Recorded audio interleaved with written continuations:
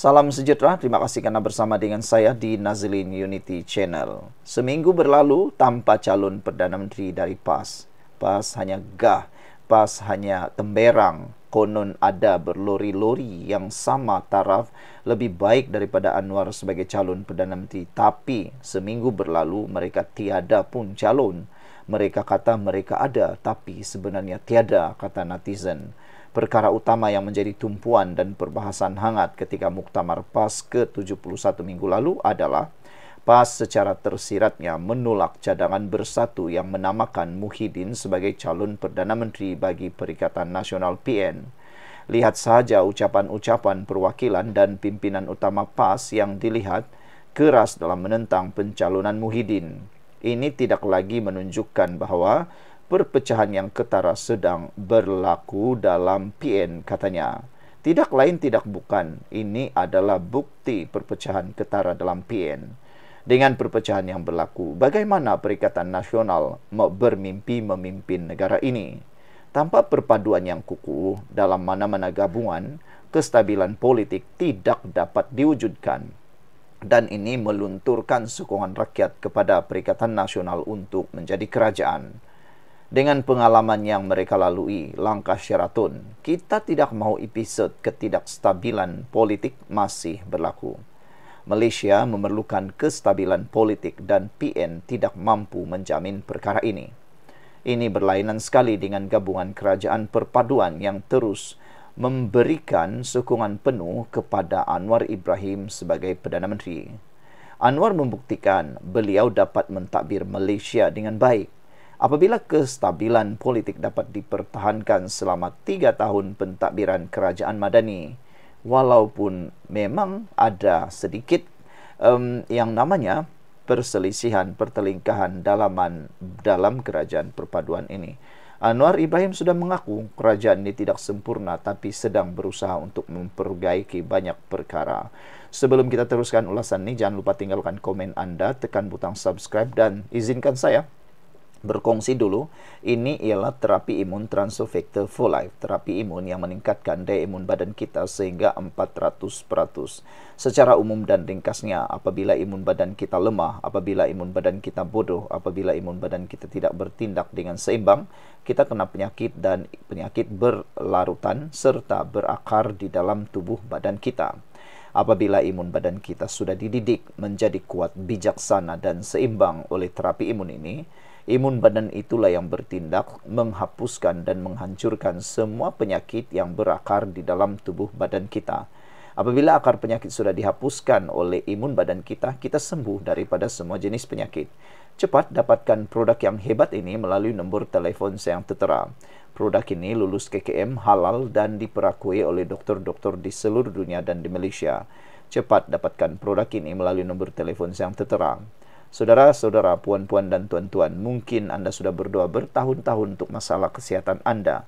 Mungkin ini jawapan yang Tuhan hantar untuk masalah kesihatan anda.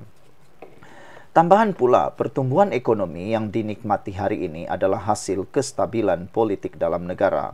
Antara prestasi ekonomi negara hari ini termasuk, tetapi tidak terhad, mata wang mengukuh lebih 6% berbanding dolar Amerika. Salah satu mata wang ASEAN berprestasi tinggi tahun ini. Kedua, KDNK negara meningkat 4,4% untuk 6 bulan pertama 2025. Ketiga, untuk 6 bulan pertama tahun 2025, jumlah pelaburan diluluskan melonjak 18,7% kepada 190,3 bilion ringgit dan dijangka mewujudkan 89,294 pekerjaan baru. Dalam tempoh sama, pelaburan asing diluluskan melonjak 43,5% kepada 106,8 bilion ringgit. Antara bulan Januari hingga Jun 2025, kadar inflasi kekal rendah pada purata 1,4% sahaja. Sebagai perbandingan untuk seluruh 2024, kadar inflasi adalah 1,8%. Pengangguran dalam negara kekal rendah, malah kadar pengangguran turun ke 3% pada suku kedua 2025 berbanding 3,1% suku pertama tahun ini. Tambahan pula dengan ketokohan Anwar di peringkat antarabangsa, nama Malaysia kini harum di persada dunia. Lihat saja apabila Malaysia memainkan peranan penting sebagai pengerusi ASEAN, beliau merupakan watak penting dalam mendamaikan konflik antara Thailand dan Kamboja. Selain itu, Malaysia juga merupakan antara nama paling terkehadapan dalam membela rakyat Palestin akibat kezaliman Zionis Israel.